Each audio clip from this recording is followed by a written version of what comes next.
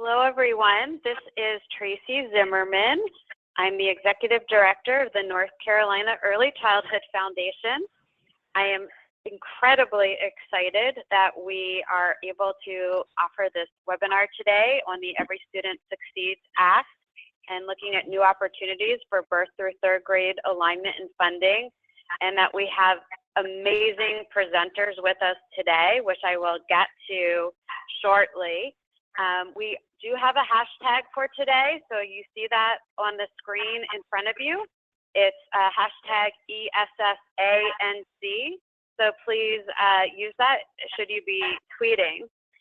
We're going to start with just a quick poll to get a sense of where people are, what space people are working in.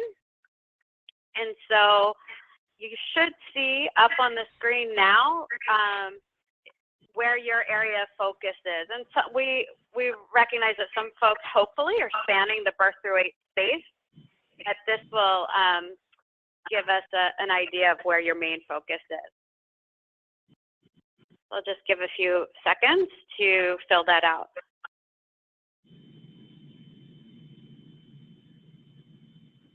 All right. So we can see that we have about 3/4 of folks are in the birth to 5 space, and about a little over a quarter are in K through 12. So that's great. We have a good mix, and we can use that as we move forward. If you have questions, we're going to take them at the end. We've set aside ample time to address questions. You'll see there is a questions section in your control panel, and you can type those questions in and send them privately, and then we will address them moving forward at the end of the presentations. So first up, we have Laura Bornfriend. She is Director of Early and Elementary Education Policy at New America. And if you do not follow New America's Early Ed Central blog, I highly, highly recommend it. There is amazing information included in there. Laura authored the reports An Ocean of Unknowns, using student achievement data to evaluate pre-K through third grade teachers. Getting in Sync, revamping licensing and preparation for teachers in pre-K, kindergarten, and the early grades. It was the lead author on the reports From Crawling to Walking, ranking states on birth through third grade policies that support strong readers. And just as a separate plug, we are thrilled that we will be bringing Laura down to present on that at the Smart Start Conference in May, so look out for that. And also lead author on Beyond Subprime Learning, Accelerating Progress in Early Education. Before joining New America, she worked with several policy organizations in Washington, D.C., including the Institute for Educational Leadership, the Forum for Education and Democracy, and Common Core, now known as Great Minds. Before moving to D.C., Laura worked for the City of Orlando, helping to implement its Paramore Kids Zone, an initiative modeled after the Harlem Children's Zone. She began her career as a 4th grade teacher in Orlando, Florida, and has a bachelor's degree in elementary education and a master's degree in public administration from the University of Central Florida. And she is the parent of an almost 4-year-old, so she knows of what she speaks. So I am going to turn this over to Laura. And Laura, hopefully now you are able to fast forward through the slides. Okay, thank you, Tracy, for the introduction and for organizing this webinar. I'm happy to be here with you all today to talk about the opportunities within the Every Student Succeeds Act. And Tracy, just to let you know, I don't have access, so if you can advance for me, that would be great, and I'll let you know when I'm ready to advance. Okay. Oh, actually, never mind. I just popped access, I think. Nope, you can keep doing it. All right. So before we jump too far into the presentation, just some background on ESSA. You know, this was made law in December, and now the federal government has the important job of writing the regulations for the law, and states have to begin thinking about implementation. All ESSA provisions take effect for the 2017-2018 school year, so just a little more than a year from now. And while that may seem a ways away, it's absolutely not. There's a lot of work to be done at the local, state, and federal level between now and then. Some states have already begun holding listening sessions with stakeholders across the state. Some states like North Carolina will begin doing this quite soon, and others may hold off a bit longer. There are some big changes in the law, including more flexibility overall and a shift of authority in many areas from the federal government to state and local school districts, or LEAs. The law also introduces several opportunities to expand states' focus on early childhood education. The majority of these opportunities are optional, meaning states can do them, but they are not required to do so. So it will really take leadership by states and school districts and schools to make early childhood a priority. It also means that state and local stakeholders and early childhood advocates have the important job of helping to make a case for emphasizing pre-K and the early grades among the many other competing priorities states surely have. There is some good work underway in North Carolina. It's a Race to the Top Early Learning Challenge state. The state received federal funds to develop new K through third grade formative assessments. Grade level reading work is underway, and there's some interest, we just learned from Tracy legislature, to put forth legislation to strengthen coordination and develop a birth to 8 vision. So these are all good things. The state, and there are ways that ESSA can support efforts to strengthen and build on the state's current birth to third grade work. And this is what we'll be talking more about today. So in front of you, you see Title I. And this is improving the academic achievement of the disadvantaged. And Title I includes several references to early childhood education, some new and some that were there before. Title I provides an opportunity for states and districts to revisit and strengthen what they are doing to ensure that all children, especially the most vulnerable children, have equitable education opportunities beginning before school entry. You can move to the next slide. While there is not a lot of new in Title I at the state level with respect to early childhood programs, there are a few things worth noting. First, in their Title I plans that states must put together and submit to the federal government, they are required to explain how they will assist local school districts and individual schools that choose to use Title I dollars to provide early childhood education programs. This could include a range of passive to more active supports and will likely look very different depending on the state. And this is a new requirement for the state role. Second, as part of the law and part of previous iterations of the law, states must prepare and make available annual report cards that include information about the state's accountability system, the number and names of public schools identified for needing improvement plans, high school graduation rates, information on the number and percentage of English language learners achieving English proficiency, and a number of other things. One of the new required data points is the number and percentage of students enrolled in preschool programs. It seems like this would include any program provided for children under the age of 6, but it is something that will likely have additional clarification in forthcoming regulations. And third, has to do with the state's accountability system. Under ESSA, states must include at least one indicator of school quality that is not based on assessments. This is new.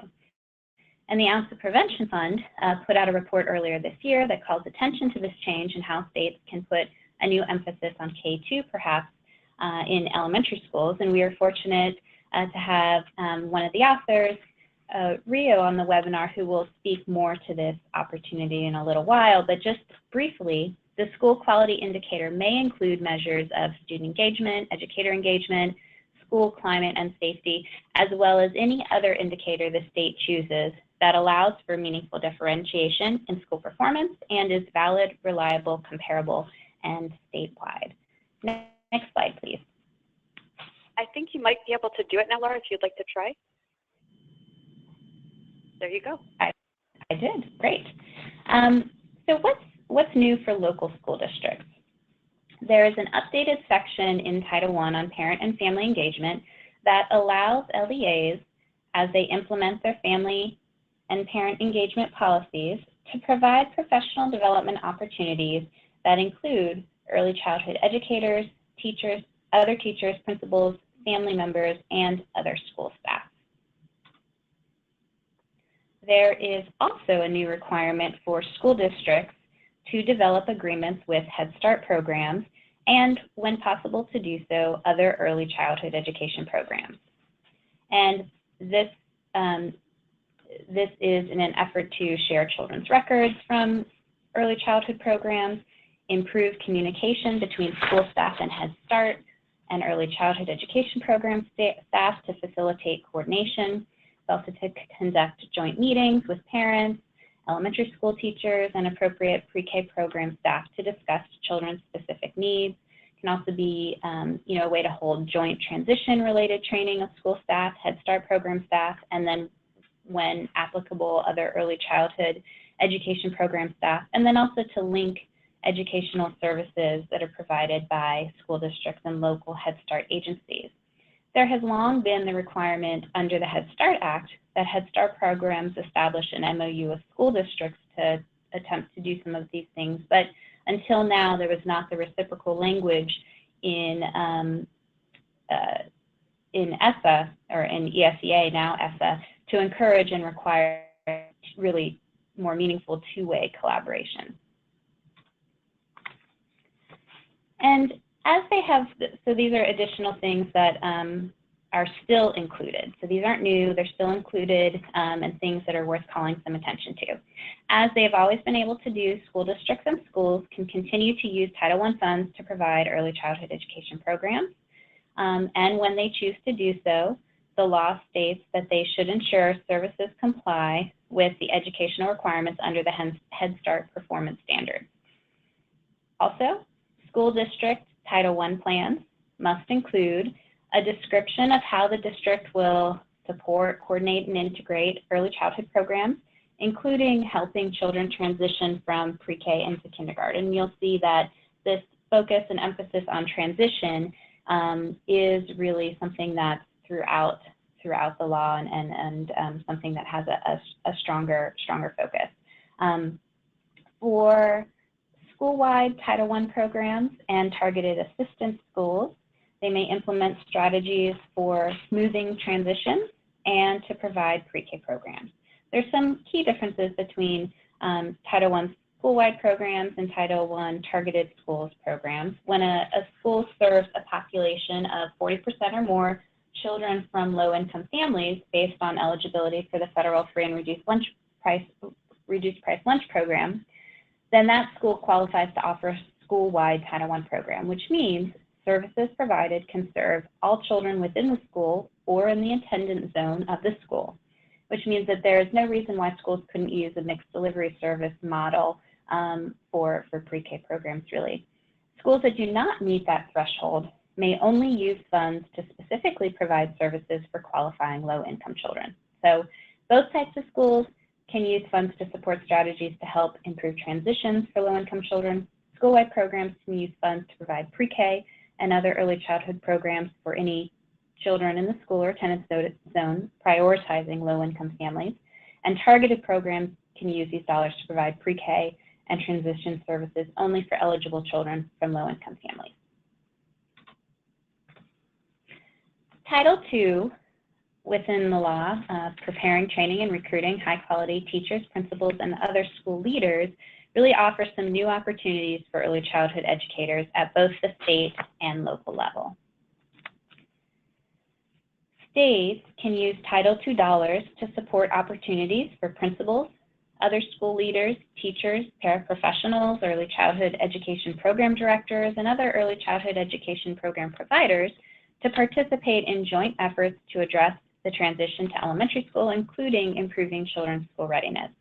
There are lots of things that states can do here, but one good example I see is thinking about elementary school principal preparation and certification and looking at redesigning what's in place to ensure that principals have the necessary early childhood knowledge and expertise to support better transitions, engage with other community early childhood providers, work with providers to improve school readiness, and to help kindergarten teachers use appropriate instructional strategies to sustain and build on what children have learned prior to school entry.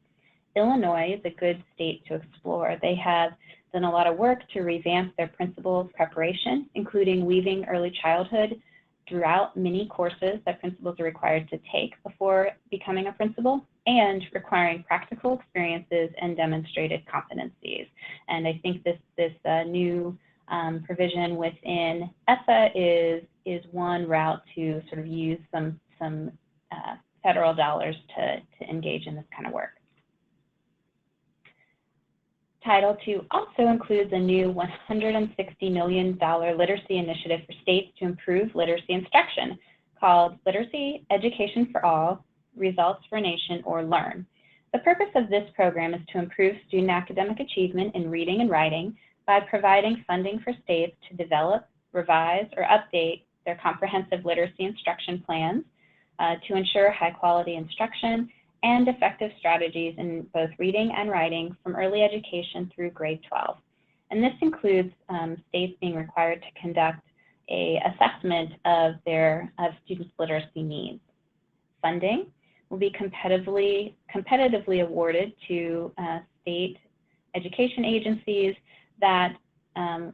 which will then give sub-grants to districts, early childhood programs, or a combination of the two. States are able to hold back up to 5% of their funds for providing technical assistance to local grantees, coordinating with higher education to improve teacher preparation in literacy instruction, updating licensing standards for literacy, and making information about promising approaches available for really cross-district learning, and even more broadly to benefit the general public and the other early childhood program providers. This LEARN has many similarities to the current Striving Readers program that funds 6 states to create a comprehensive literacy program for all children birth through 12th grade. And right now, under that program, Georgia, Louisiana, Montana, Nevada, Pennsylvania, and Texas receive funds, but every state received small grants to develop a statewide literacy plan. So LEARN can really help states to update that plan and revisit some needs, literacy needs. States will then use remaining funds beyond the 5% to make targeted subgrants to, as I mentioned, early childhood education programs, school districts, to implement evidence-based programs, and there's a focus on evidence-based initiatives here that ensure high-quality, comprehensive literacy instruction birth through 3rd grade. Under LEARN, there are 3 separate subgrant divisions. Birth to school entry, 15% of the funds are allocated here, and states must work with early childhood advisory councils and other agencies or offices at the state level working on early learning to award these subgrants. There's subgrants for K through 5th grade, 40% of the funds are allocated there, and funds for 40% of the funds are allocated for 6th through 12th grade initiatives. So for the birth to kindergarten entry subgrantees, funds can be used to focus on high quality professional development for early childhood educators, train providers and personnel to develop and administer these evidence-based early childhood literacy initiatives, coordinate involvement of families and early childhood educators in literacy development, and provide targeted early childhood comprehensive literacy instruction for high-need young learners. At the K to 5th grade level, subgrantees will be able to use their funds to really develop and implement comprehensive literacy instruction plan across all content areas, provide intervention and support in reading and writing for children who are below grade level, and support activities that are provided not just within the school day, but also out of school hours. They can also provide high quality professional development, coordinate and engage families in literacy development, and train educators to develop, administer, and evaluate these literacy initiatives. And then there are other allowable uses for all K through 12th grade subgrantees. They can hire and train literacy coaches, help to build connections between out-of-school and in-school learning, training families and caregivers to support adolescent literacy, and provide multi-tier systems of support, such as response to intervention as one example, form school literacy leadership teams to help implement, assess, and identify necessary changes that might need to be made to literacy initiatives, and provide planning time, which is really important. Teachers don't have enough planning time for teachers and other staff to meet on the comprehensive leadership instruction. LEARN has been established and authorized under ESSA, but Congress will still need to appropriate the money for the program and doesn't necessarily have to appropriate what was authorized. So we'll see what happens with this program. So what's new for local school districts? Well, at the local level, school districts' professional development plans may include a focus on early grade teachers and principals, as well as other early childhood educators. Some of the allowable examples under the law include improving early grade instructional knowledge and child progress measurement for teachers, principals, and school leaders, improving the ability of principals and other school leaders to meet needs of children through age 8, and providing joint learning and planning on transition for school staff and early childhood educators. And this definitely makes it clear that, to me, that pre-K teachers on elementary school campus can be included in school professional development opportunities and can be included in transition planning activities and data, curriculum, and assessment discussions that might happen among early grade teachers. Pre-K teachers should be part of those. It also definitely opens the door to doing these same kinds of activities with early childhood providers not in the school building, those that typically feed into an elementary school. All of these activities are really important. As I previously sort of discussed, principals are a critical piece of improving quality in the early grades, and helping to improve their knowledge of what's appropriate in pre-K and early grade classrooms can help them provide better feedback and instructional support to teachers.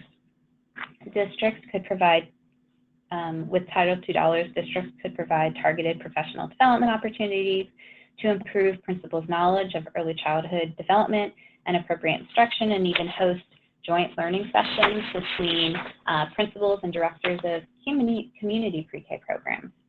Additionally, the opportunities for joint learning and planning is important for really bringing some continuity between public school and community-based pre-K programs and what's happening in kindergarten. But as I've mentioned before, it's important to remember that these are only allowable activities, not required activities, and they are competing against many other allowable activities for Title II dollars for professional development, including class size reduction, which is another allowable use under this pot of money. And this traditionally, just across school districts across the country, has been a significant use of these dollars to reduce those class sizes. And then at the federal level, also new under Title II, the U.S. Secretary of Education may award competitive grants or contracts for innovative approaches to literacy, including pediatric literacy programs where medical providers are trained in research-based early language and literacy promotion. Books are provided for families and recommendations to parents about how to do strong read-alouds. Services are provided during well visits, and these programs start serving families in infancy. So this sounds a lot like Reach Out to Read. There might be other programs that would benefit from this. But also under the same section, the Secretary could invest in improving and expanding school library programs. So it's another opportunity. The rest of these slides I'm going to scoot through fairly quickly. And we'll talk briefly about Title III, Title IV, and some opportunities in Title IX. So Title III is the language instruction for English learners and immigrant students, and briefly things that are, okay, there we go. There is not much new within Title III, except for that it's more explicitly and clearly stated that these funds can be used to support what happens before kindergarten entry. So in the National Professional Development Project, which has been around for several years, funds, or this project awards competitive grants to institutes of higher education or public-private entities with relevant experience and capacity. The purpose is to provide professional development that improves classroom instruction for English learners, and among other things, funds can be used to support school readiness of English learners and their transition from early childhood programs. For state and locals, under the English language acquisition, language enhancement, and academic achievement formula grants, states can make subgrants to an eligible entity to develop and implement new language instruction programs, academic content instruction programs for English learners and immigrant children and youth pre-K through 12th grade. And then the other piece that's for school districts is they must include assurances to coordinate with Head Start and other early childhood providers as appropriate around supports for English learners. There are lots of changes and new programs in Title IV, which is titled 21st Century Schools.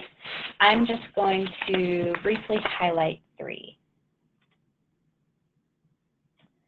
So first, while No Child Left Behind included federal dollars for charter schools, ESSA says that federal funds can support charter schools that serve early childhood, elementary school, or secondary school students. And this could encourage some states to update their own charter school laws to, allow state dollars to be used for early childhood. At least that's one of the things that I'm hopeful of here. The new law, ESSA, also authorizes Promise Neighborhoods and full-service community schools. These federal programs have also been around for several years, but they were never a part of No Child Left Behind. Now they are codified in the Every Student Succeeds Act. And both programs include funds being allowed for pipeline services. And the way that pipeline services are discussed within the law, they include things like high-quality early childhood education programs, support for child transition to elementary school, as well as other transition points along the way, family and community engagement and supports, and social health, nutrition, and mental health services and supports. Promise Neighborhood applicants must show how they will provide these services, these pipeline services. And again, that while there is money authorized for these programs and others in the law, Congress is really the one who will that will decide how much funding these programs will actually get.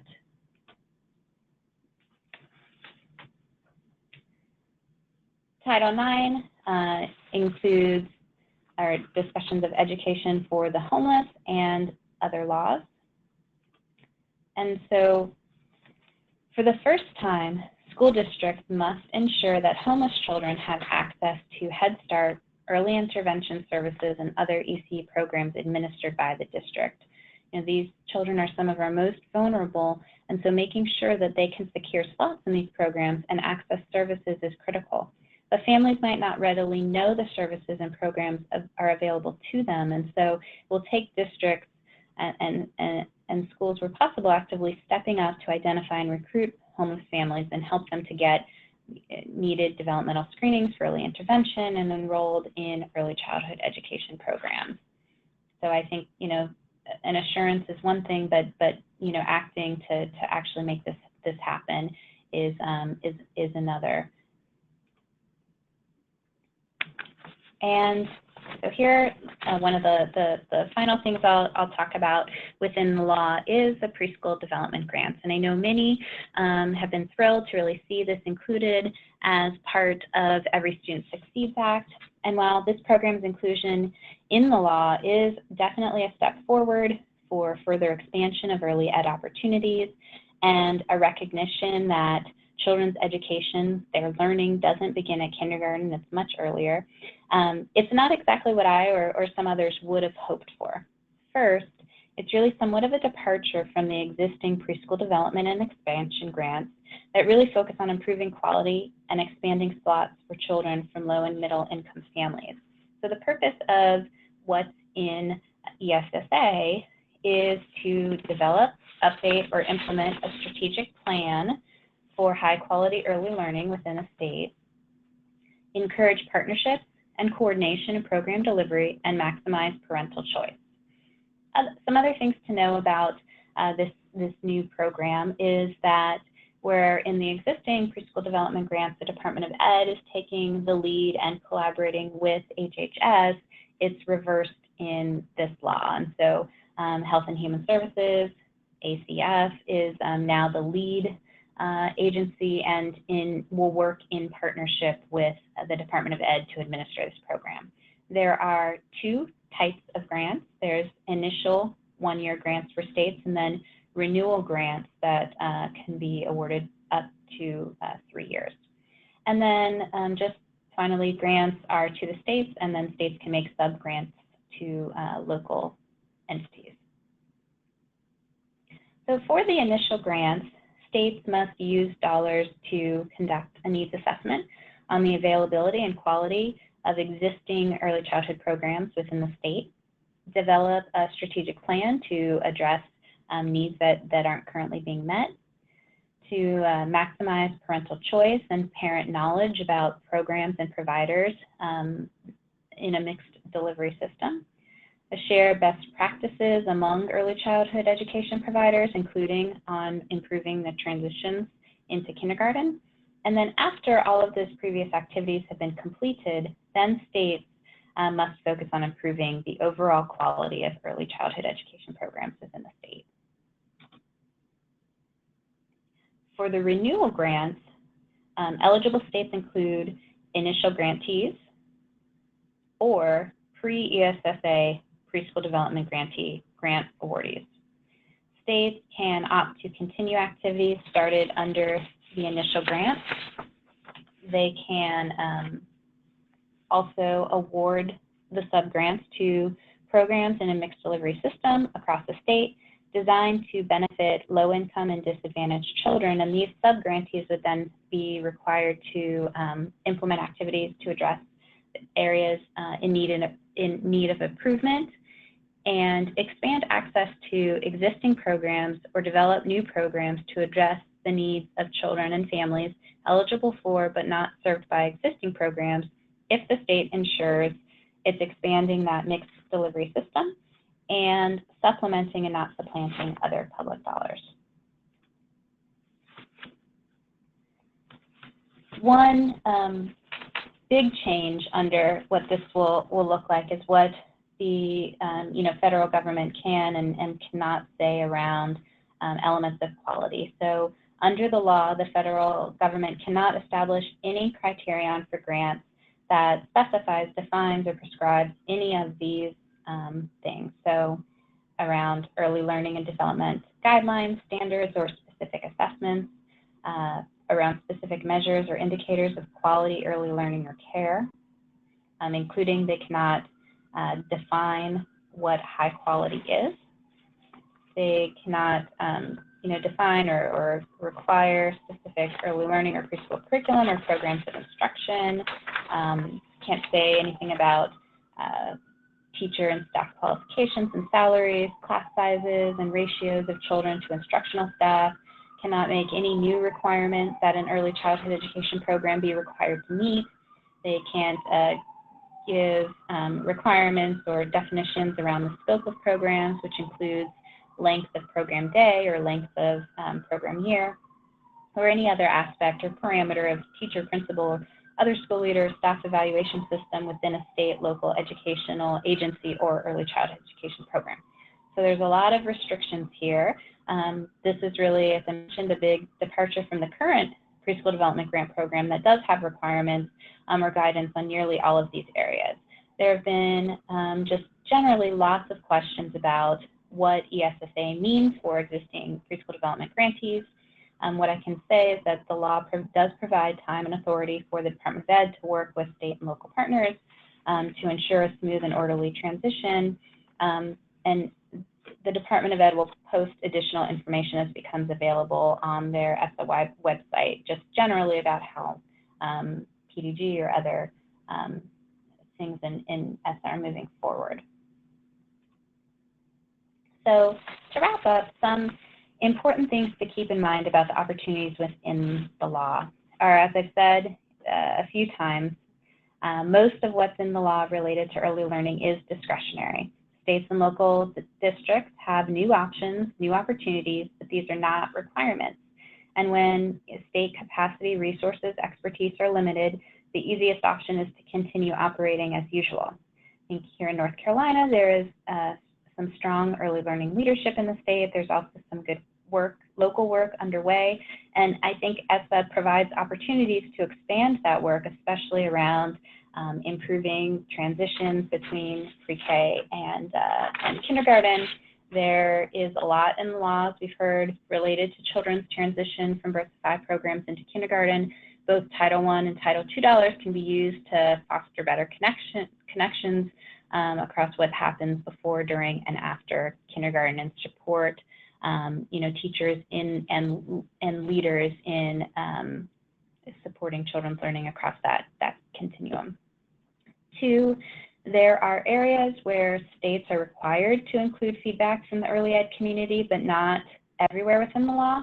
And so that means it's especially important to find a way to be a part of conversation, find out when listening sessions or public comment sessions are happening, checking the state website to see if there's places to submit comments or feedback on different provisions in the law.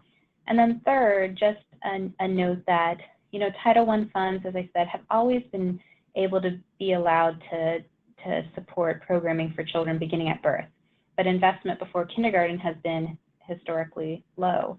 The percent often cited is about 3% of children receiving Title I services are below the age of kindergarten entry. So I think ESSA provides a renewed opportunity to make the case for additional investment, with a focus on providing high-quality programs for the young children who need them most, and connecting those programs to kindergarten and the early grades to help ensure smooth transitions and instruction that builds on what children already know and are able to do. Thank you very much, and I look forward to your questions.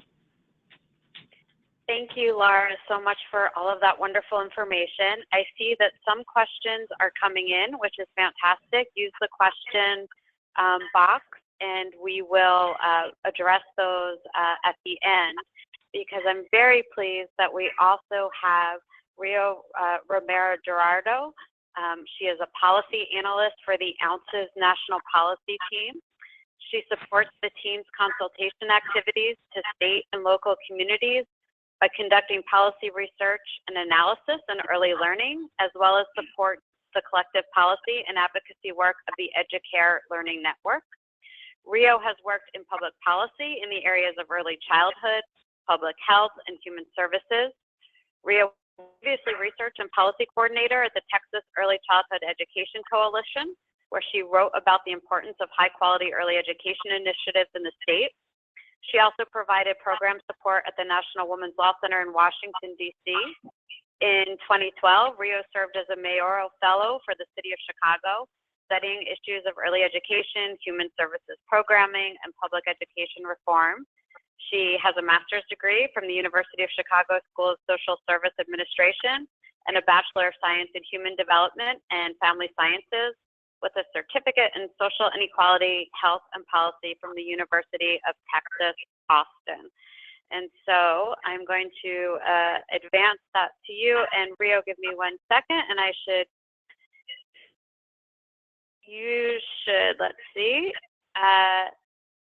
now be able to have control, hopefully, of the slides if you move your mouse. So thank you, Rio, for joining us. Thanks, Tracy, for the introduction and Laura for the great overview. I'm going to see if I can advance my slides really quick.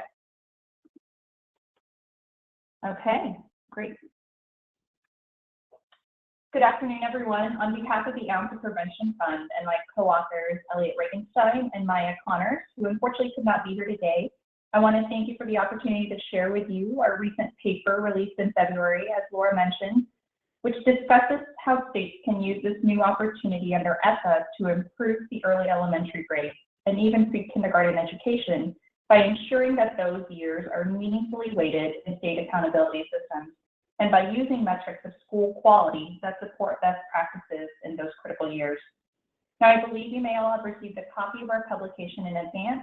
At the end of the presentation, I've included a link to the paper as well for anyone who would still like to get access to the full version and executive summary.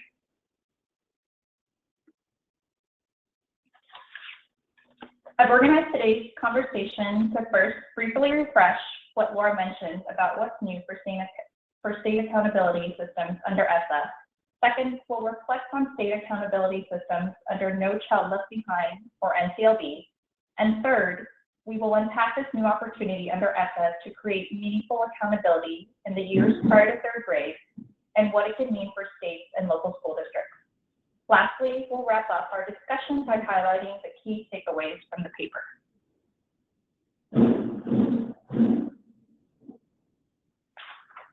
State accountability systems are potentially significant influences on local action.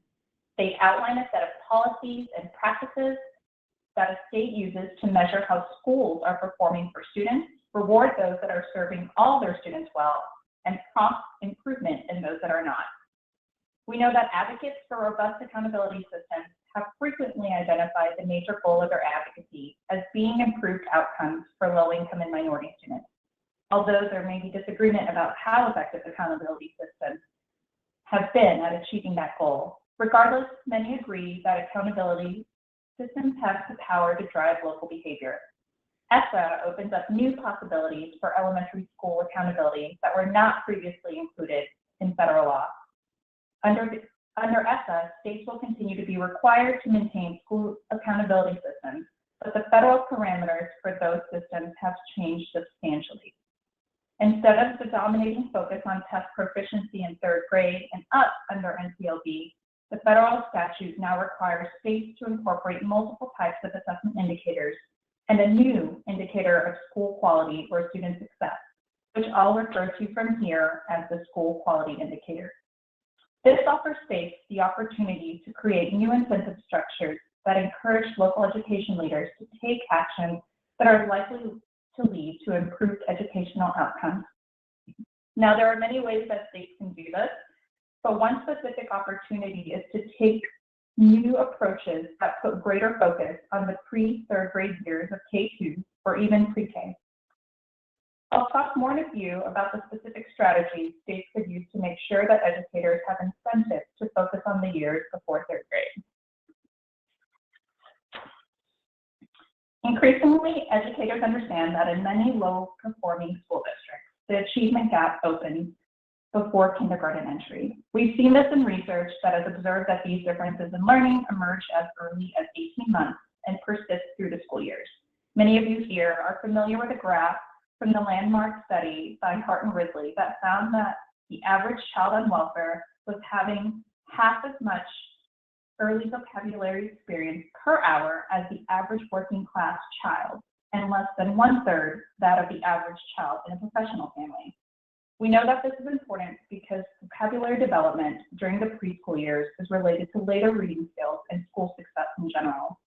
Thus, the first 5 years of life provide an incredibly important opportunity to impact long-term child outcomes with the quality and quantity of responsive interaction with adults, a critical factor in helping children get on the right trajectory.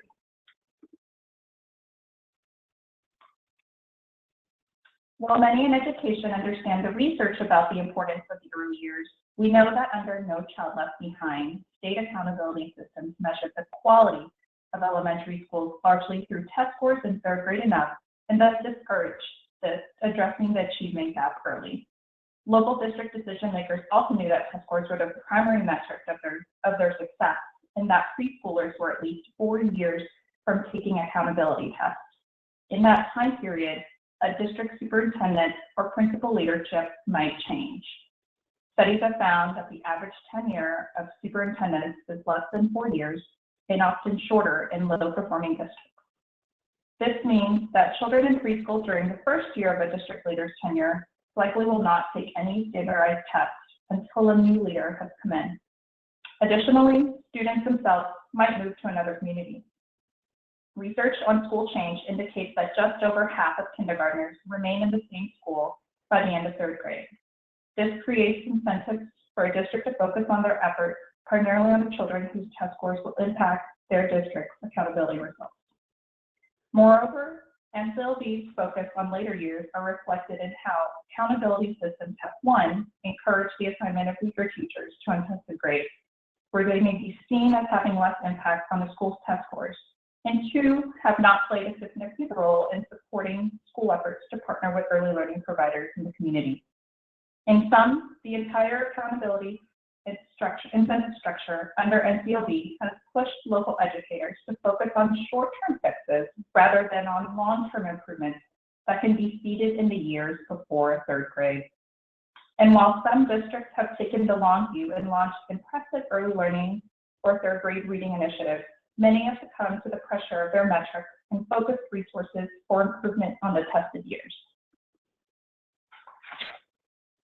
But with states engaging in major overhauls of their accountability systems, now is the time to ensure that accountability incentives support rather than impede best practices in the years prior to 3rd grade. Under ESSA, the school quality indicator offers a real chance for states to put their thumb on the scale in favor of earlier investments, so that local educators can build high-quality education systems from birth to 3rd grade and be rewarded for it in a state accountability system. Outlined here will be 2 major steps we think states should take to bring the early elementary grades of K-2 under the accountability tent. First, to maximize the impact of the school quality indicator, states should consider using measures that focus directly on the quality of professional practice and the key systems behind it. For too long, accountability systems have focused on what is easily measured, not necessarily what matters the most. As mentioned prior, we know that what matters most to children in the early elementary grades is the quality of their interactions with teachers, and accountability systems should include measures of professional practice in the school quality indicator. Measuring the quality of teaching is not new practice. Indeed, scientifically validated and reliable observational tools have been used to measure the quality of teaching in classrooms across the U.S. In preschool, scores from these observations are used in a variety of ways, including ensuring that Head Start programs meet federal quality standards, determining state quality rating and improvement system scores for early learning programs, and informing professional development and quality improvement efforts. Tools such as the Classroom Assessment Scoring System, Class Pre-K, have been used to monitor, publicly rate, and improve the quality of preschool classrooms for many years. Similarly valid and reliable observational tools, such as the Class K3 and Danielson framework, can be used effectively to rate and improve the quality of teaching in elementary school classrooms nationwide. In addition, the school quality indicator should include other measures of systemic quality and organizational conditions that have been linked to practices that are most important for students' learning. An example of this is an approach to practice-based accountability grounded in the 5 essential elements identified by the Consortium on Chicago School Research as critical to school success.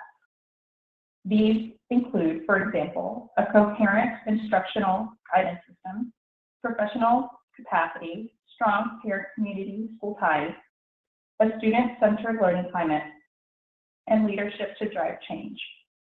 A robust school quality indicators that include these factors will provide more valuable information that helps support meaningful ongoing improvement. Can you go to the next slide? I think I might have lost. There it is. Thank you. It's important to note that instructional quality is something that can be measured in every grade, So it allows the early elementary years to be put on an equal footing with later years. Moreover, designing this indicator can foster a statewide conversation about what is actually best instructional practices in the K-2 years, a conversation that is sorely overdue in most states. Developing a greater statewide understanding of what quality teaching looks like in the early years would have significant value to educators, and a state-level commitment to including classroom instructional quality in the school quality indicator could help facilitate the process of building knowledge and capacity in this area, as well as spark the development of innovative new observational tools that more precisely measure the elements of teaching that matter the most. The second strategy states should consider using to make the early years count is to use indicators that can be disaggregated by grade, then place equal or greater weight on the K-2 years, an example of which you will see on the next slide. One of the successes of NCLB that was carried into ESSA is a focus on disaggregating data when aggregated data might mask disparities in performance among different groups of students. The same spirit can animate the design of the school quality indicator. States should require the disaggregation of data within the school quality indicator to highlight the quality of education that schools are delivering at each grade level. Doing so will allow for the implementation of an accountability system that places sufficient weight on the quality of education in the early elementary years to make it meaningful to the school's overall rating and incentivize high-quality instruction for the youngest students.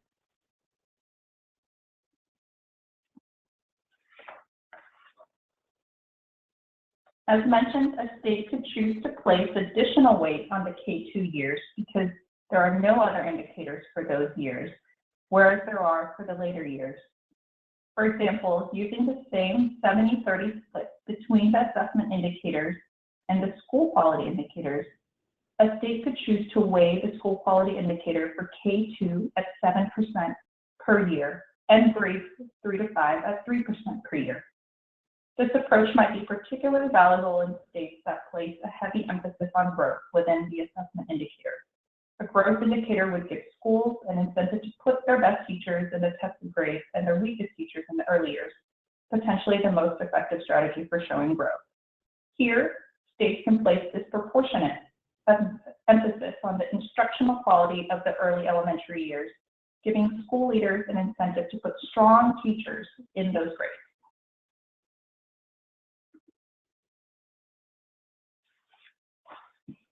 Focusing on K-2 is also an important step in helping schools become effective members of the local early learning community. When schools focus on the early elementary grades, they are thinking about where their students' experiences were before entering kindergarten, and that's an opportunity that's not to be missed. In most communities, children were enrolled in a mix of center-based preschools, Head Start programs, and home care arrangements. Schools may not have the capacity to build relationships with all of the early learning providers in their communities, but they can at least build relationships with those that serve the most children. They can also develop joint planning and professional development opportunities that build a shared understanding of how to meet the needs of children and families. If states choose this approach of disaggregating data and weighing the K-2 years as part of their early elementary school accountability, they will face another important choice of whether to include preschool. Under the language of the ESSA, there is nothing to preclude states from including pre-K in a school's school quality indicator. By including pre-K in their accountability systems, states would send a clear message that they value high-quality early learning and expect schools to deliver that quality. However, there are some important considerations for states contemplating this option that include reflecting on the state's funding approach, addressing funding outside of state formula, and thinking about whether or not all districts and schools provide pre-K. Additionally, if a state's accountability system makes it too hard for schools to improve their overall scores by providing pre-K, that might be a disincentive to providing pre-K in the first place. But if the state's accountability system makes it too easy for schools to improve their overall scores by providing pre-K, that might lead schools to offer low-quality pre-K, which isn't likely to produce positive long-term impacts. In this case, states will have to be careful about striking that right balance. Given that most states have some existing systems for rating the quality of early learning, it will also be important for states to ensure alignment with early learning accountability. Aligning early learning and K-12 accountability systems is an outstanding opportunity to strengthen the connections between schools and early learning and to reinforce best practices that affect the entire birth to third grade continuum.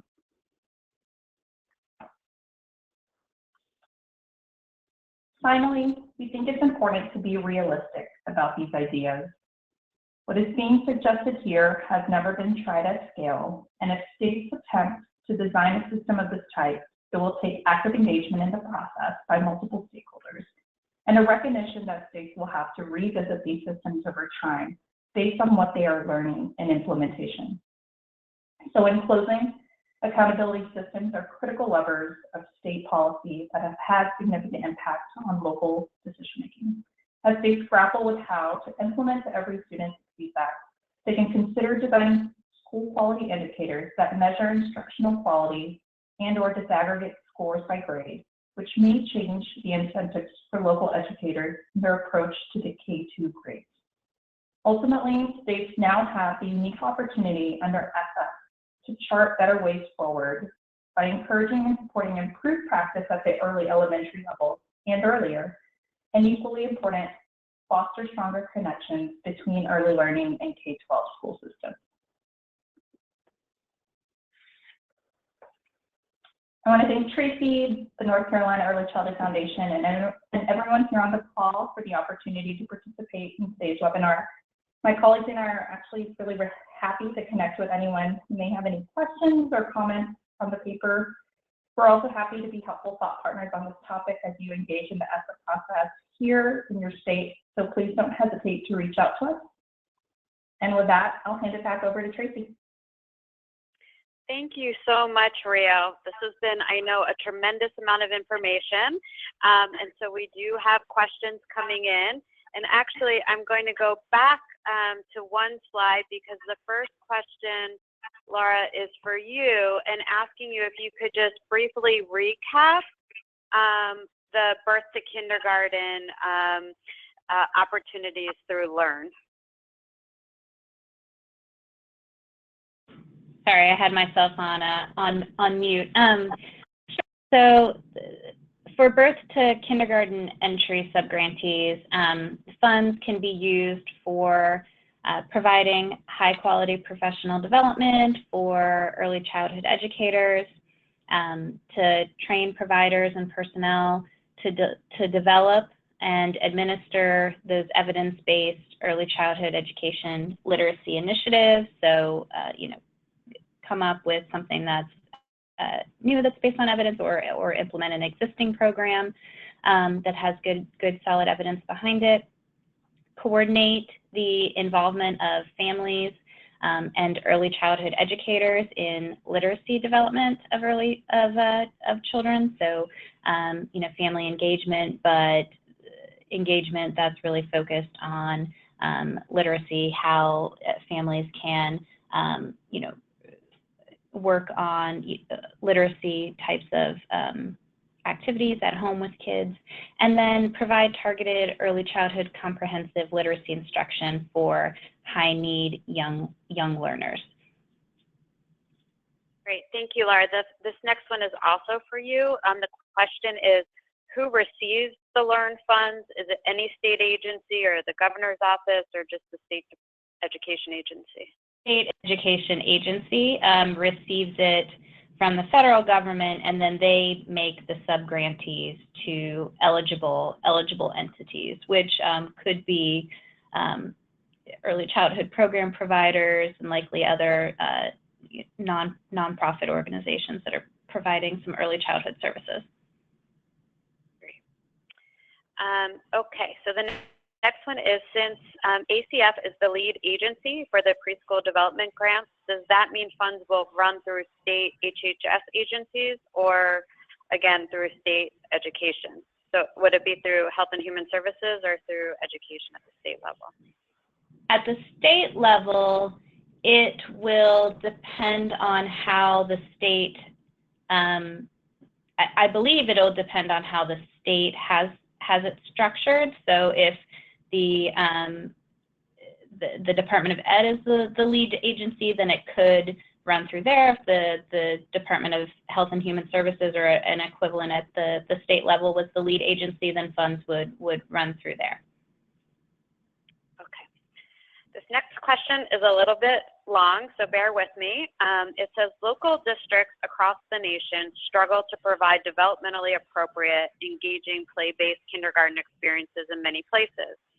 Many of the reasons for this shift come from the focus on testing and more didactic literacy instruction. I heard Laura mention earlier the importance of kindergarten programs building on the types of experiences children are having in early childhood education programs. My question is, are there even more explicit instructions or recommendations as part of ESSA or or other federal policies that support more appropriate instruction in kindergarten programs? As someone who is working to support kindergarten teachers in providing more appropriate experiences but feels pushback against it, I would appreciate any information or recommendations from the federal level. There are actually, I mean, within the law, there is not much more specifics on what states or local school districts should do. It's really just focused on increasing the knowledge base of teachers, principals, other leaders on instruction in the early grades. So that to me is an opportunity to provide, to help build knowledge at the school level on what appropriate instruction would look like, especially in kindergarten classrooms, but even first, second, and third grade. That it shouldn't just be teacher-directed instruction. That play is certainly an opportunity to use as a tool for building children's learning in a variety of ways. And so there is not guidance or there's not requirements within the law. I mean, there could be some probably not in official regs, but in non-binding guidance that comes out from the Department of Ed. There may be some possibilities to see what could be done in Title II that's more talking about what you're doing, but it's really going to be left up to the state and local school districts to sort of interpret if they're going to use dollars in that way. And so those who are in the field that really know what this should look like, it's I think up to early childhood advisory councils and the rest of the early childhood field within a state to make the case for what that instruction should look like, and how professional development dollars can be used for teachers and principals to improve appropriate instruction in early grade classrooms. Okay, thank you. So the next question is about this slide, and is broad, and just wants if you have any insights as to why the federal government isn't or can't establish these criteria. It's largely political reasons that I think Congress, frustrated with Department of Ed overreach with waivers from No Child Left Behind, and didn't want the federal government telling states and local programs what they should specifically be doing, but leaving flexibility to states and locals to decide what they deem and recognize as high quality. But largely, I think it's political reasons. It's some backlash from No Child Left Behind waivers, from Common Core, and there's throughout the law, not just here, but throughout ESSA, there's language that limits the Secretary's authority from defining and prescribing specific specific things within the law. Lots more flexibility and interpretation left up to states and local school districts.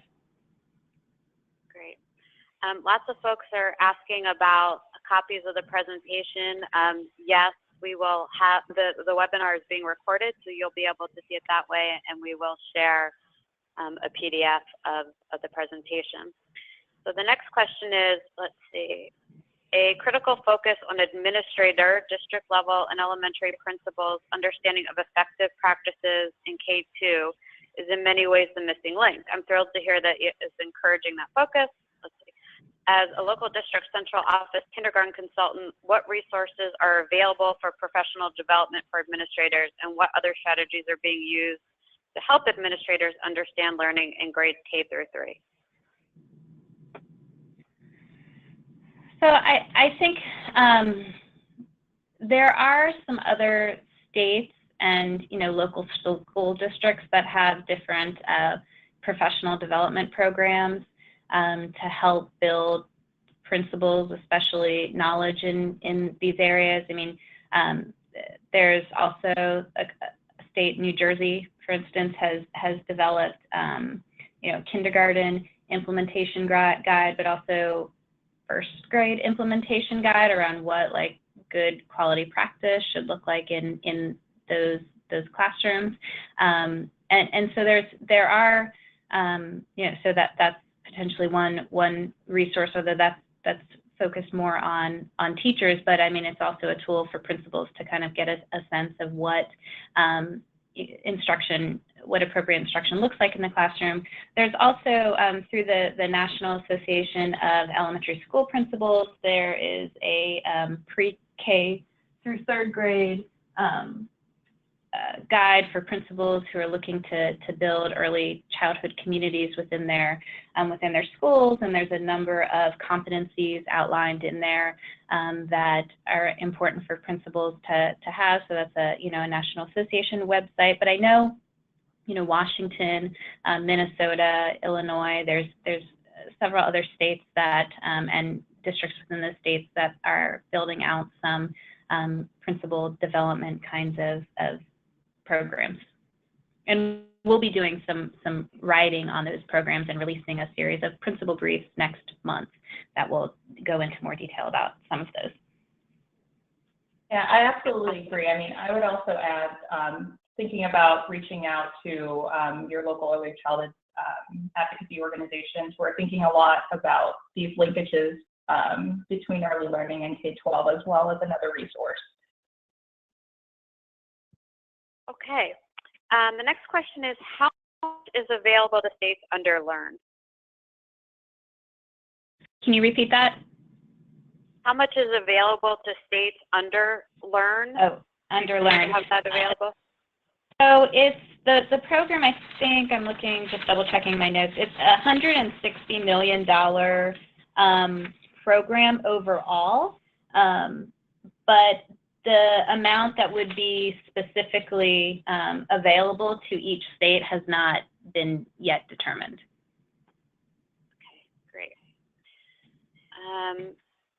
And who makes the decisions about who gets those grants? Do we know that yet? It's within the department. Well, you mean which states get those grants? So it's within the Department of Ed. So since it's competitively awarded, just like Striving Readers, it'll be some kind of grant program that's a competition that's put out there, and states will be able to apply, and then similar process. They'll likely have a group put together who will go through and make recommendations about winning, which proposal should win, but ultimate decision would be Secretary of Education. Okay. There's a question now about early education and charter schools, and wanting to know if that's an acceptable use of LEARN funds.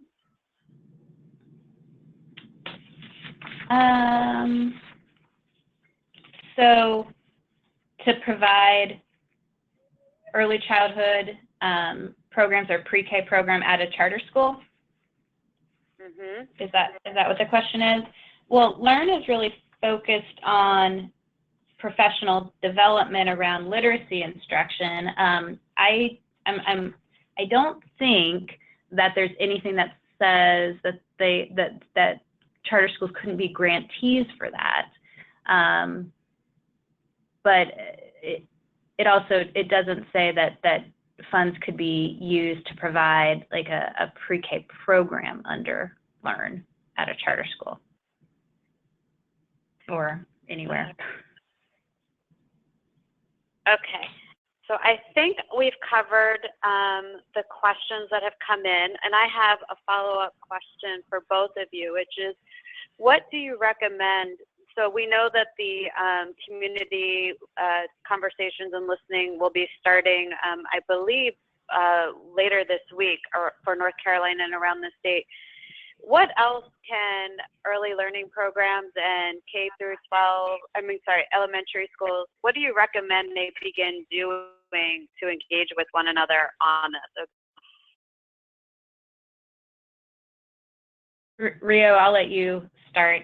I think it's just that, is to really engage and be involved in the conversation. I think right now there's so much, at least from the accountability standpoint, that we don't know about what happens in K2, and it would be much better if we could learn more about that and build that into our definition of, what a good grade school is. And so to be involved in that process, I think is really important as this all, just unfolds. Yeah, I would agree. Okay, so last call for questions. All right, it looks like we will, I don't see any more coming in. As I said, we will post a recording of the website and share copies of the PowerPoint. Rio's handout is available, the paper that she referenced, and I want to thank Laura and Rio so much for being willing to offer this opportunity for folks in North Carolina, and we're really grateful for access to your expertise, so thank you. Thank you. Thank you.